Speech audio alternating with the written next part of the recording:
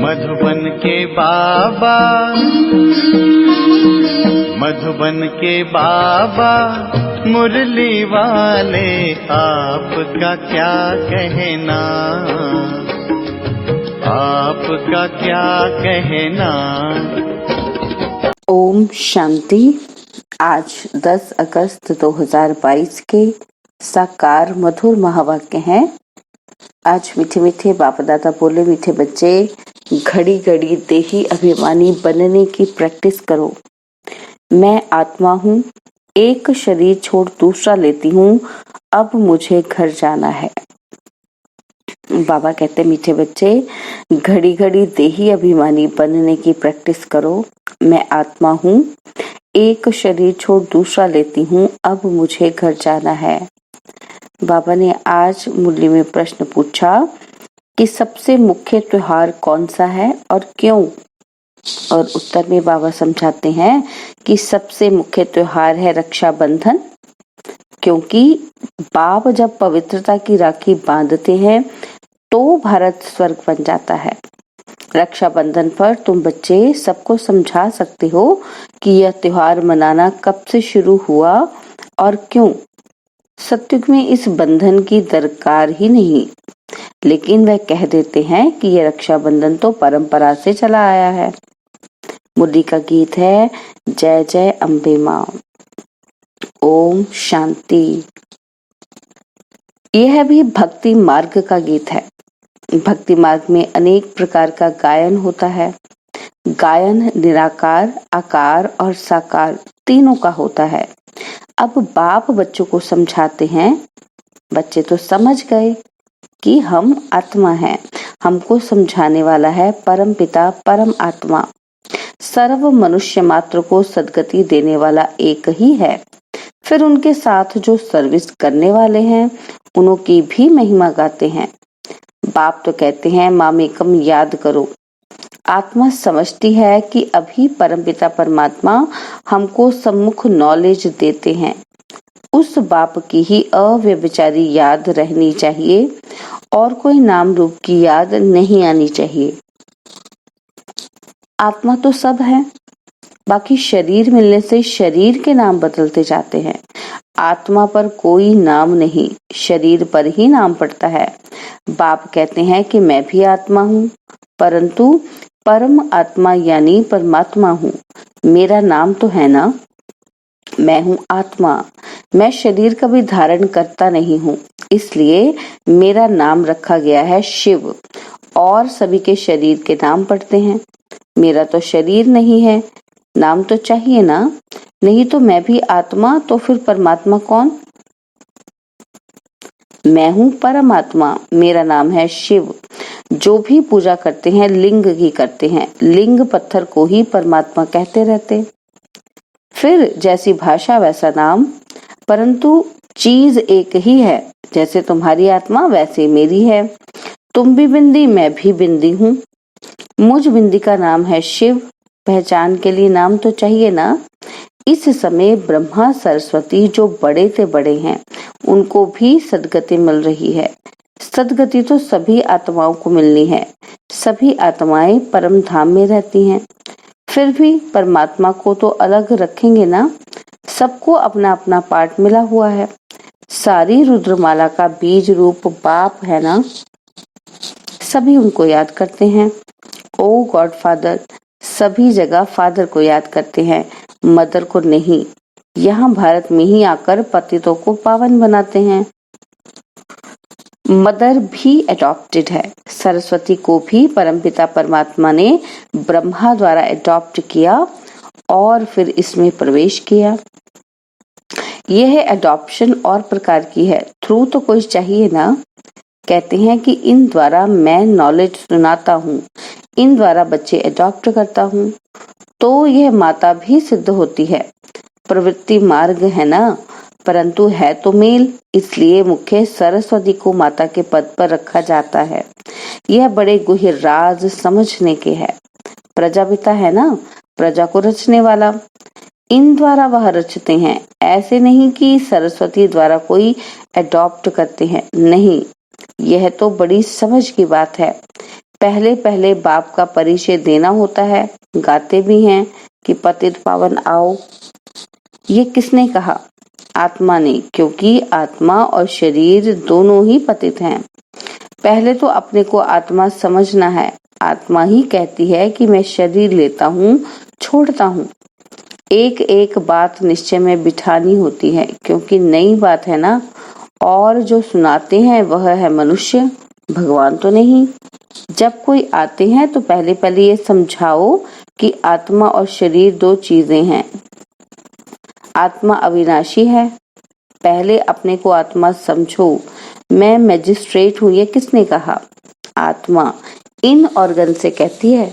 आत्मा जानती है कि मेरे शरीर का नाम भी है और पद भी है मैजिस्ट्रेट का। यह शरीर छोड़ने से मैजिस्ट्रेट पद और शरीर का नाम रूप सब बदल जाएगा, पद भी दूसरा हो जाएगा। तो पहले पहले आत्म अभिमानी बनना है। मनुष्य को तो आत्मा का ज्ञान भी नहीं है। पहले आत्मा का ज्ञान देकर फिर समझाओ। आत्मा का बाप तो परमात्मा है। आत्मा दुखी होती है तो पुकारती है कि ओ गॉड फादर। वही पतित पावन है। आत्माएं सभी पतित हो गई हैं, तो जरूर परमपिता परमात्मा को आना पड़े। पतित दुनिया और पतित शरीर में बाप खुद कहते हैं कि मुझ दूर देश के रहने वाले को भुलाते हैं, क्योंकि तुम पतित हो और मैं एवर पावन हूँ। भारत पावन था, अभी पतित है।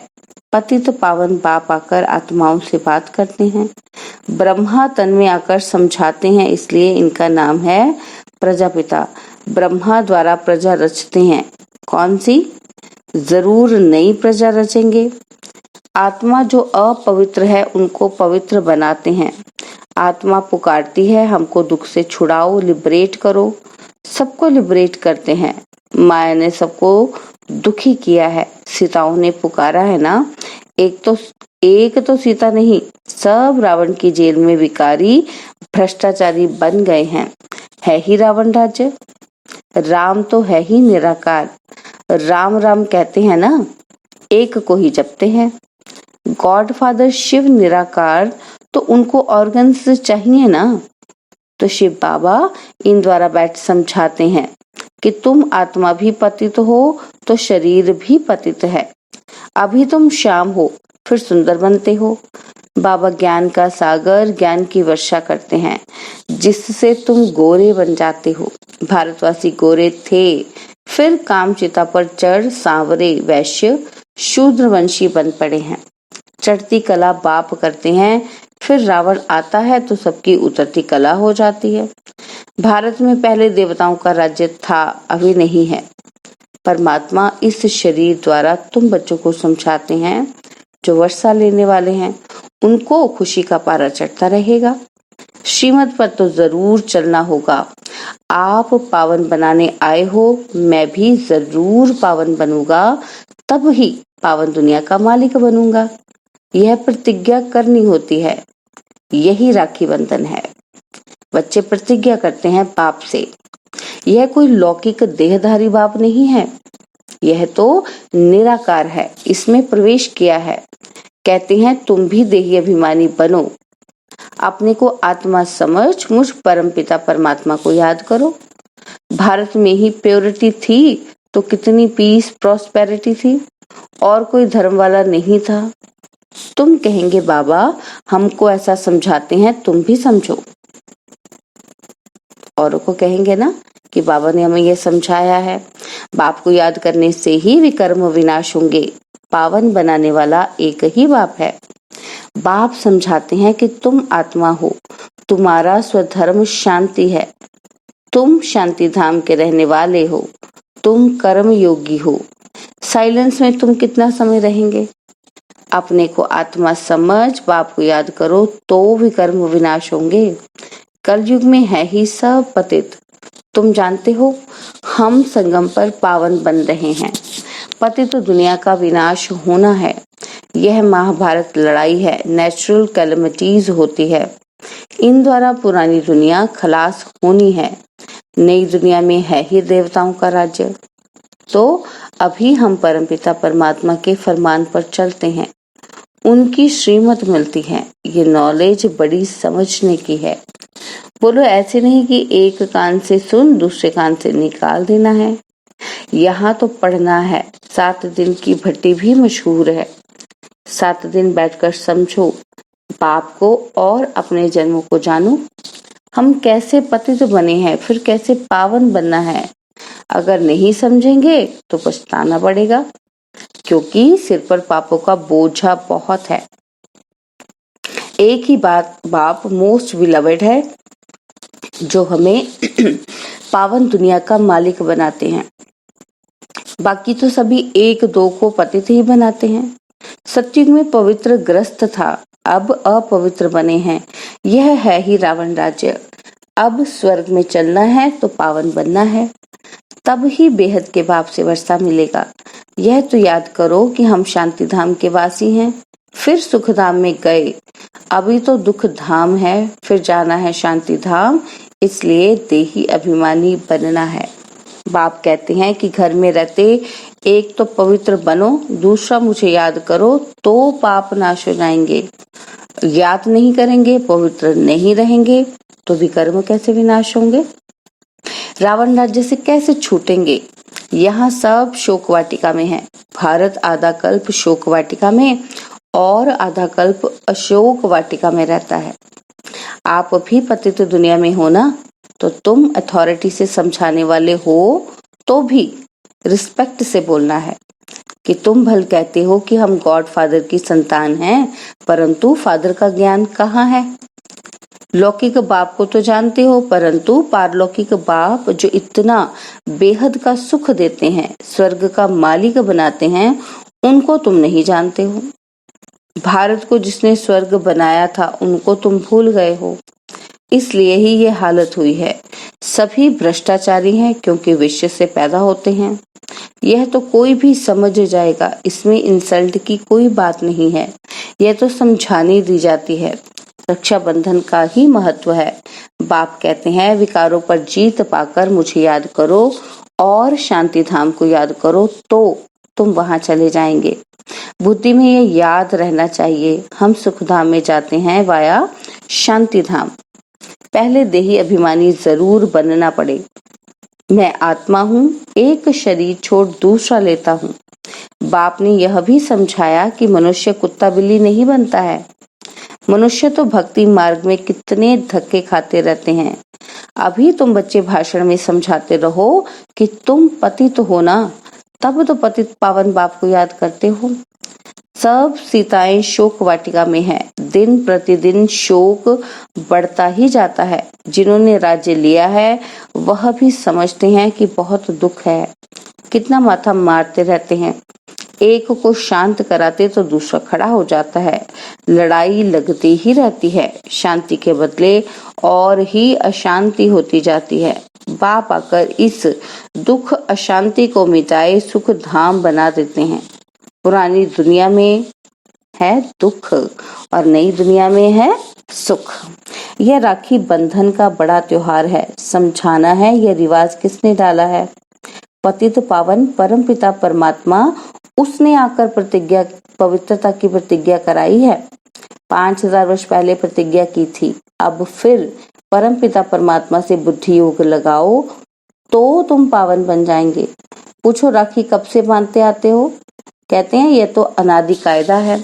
अरे पवित्र दुनिया में थोड़े राखी बांधेंगे, यहाँ तो कोई पावन है ही नहीं। अब बाप फरमान करते हैं कि पवित्र बनो तो पवित्र दुनिया में चलेंगे। प्योरिटी है फर्स्ट। पवित्र प्रवृत्ति मार्ग था, अब नहीं है। स्वर्ग में दुख का नाम ही नहीं होता और नरक में फिर सुख का नाम नहीं होता है। भ्रष्टाचारियों को अल्पकाल का सुख मिलता और श्रेष्ठाचारियों को आधा कल्प सुख मिलता है। यह तो जानते हो कि राखी उत्सव पास होगा, कहेंगे हूबहू कल्प पहले भी हुआ था। ड्रामा को पूरा न समझने के कारण मूंझ भी पड़ते हैं। पहले पहले परिचय देना है बाप का। बाप ही आकर लिबरेट करते हैं। राखी बंधन कब से शुरू हुआ, इनका भी बड़ा महत्व है। लिख देना चाहिए कि आकर समझो। कोई को भी समझाओ, कहाँ भी भाषण के लिए जगह दें। कांग्रेस वाले दुकानों पर खड़े होकर भाषण करते हैं तो ढेर आ जाते हैं सर्विस के लिए। पुरुषार्थ करना चाहिए। बाबा कहते सर्विस के लिए पुरुषार्थ करना चाहिए। ओम शांति। तो बाबा कहते मीठे मीठे सिकिलदे बच्चों प्रति माता पिता बाप दादा का याद प्यार और गुड मॉर्निंग। रूहानी बाप की रूहानी बच्चों को नमस्ते। हम रूहानी बच्चों की रूहानी बाप दादाजी को दिलवा जान सिकवा प्रेम से नमस्ते। ओम शांति। प्यारे बाबा, मीठे बाबा, मेरे बाबा, शुक्रिया बाबा, शुक्रिया बाबा, शुक्रिया बाबा। धारणा के लिए मुख्य सार है। पहला पॉइंट है कि अथॉरिटी के साथ साथ बहुत रिस्पेक्ट से बात करनी है, सबको पतित से पावन बनाने की युक्ति बतानी है। और सेकंड, एक अव्यभिचारी याद में रहना है, किसी भी देहधारी के नाम रूप को याद नहीं करना है, पावन बनने की ही प्रतिज्ञा बाप से करनी है। वरदान, बाबा ने आज वरदान में कहा कि हद की इच्छाओं का त्याग कर अच्छा बनने की विधि द्वारा सर्व प्राप्ति संपन्न भव। हद की इच्छाओं का त्याग कर अच्छा बनने की विधि द्वारा सर्व प्राप्ति संपन्न भव। जो हद की इच्छाएं रखते हैं उनकी इच्छाएं कभी पूरी नहीं होती। अच्छा बनने वालों की सभी शुभ इच्छाएं स्वतः पूरी हो जाती हैं। दाता के बच्चों को कुछ भी मांगने की आवश्यकता नहीं है। मांगने से कुछ भी मिलता नहीं है। मांगना अर्थात इच्छा। बेहद की सेवा का संकल्प बिना हद की इच्छा के होगा तो अवश्य पूरा होगा। इसलिए हद की इच्छा के बजाय अच्छा बनने की विधि अपना लो तो सर्व प्राप्तियों से संपन्न हो जाएंगे। स्लोगन है, याद और निस्वार्थ सेवा द्वारा मायाजीत बनना ही विजयी बनना है। याद और निस्वार्थ सेवा द्वारा मायाजीत बनना ही विजयी बनना है। ओम शांति। और अब यह एक बहुत अच्छी वीडियो भी जरूर देखें।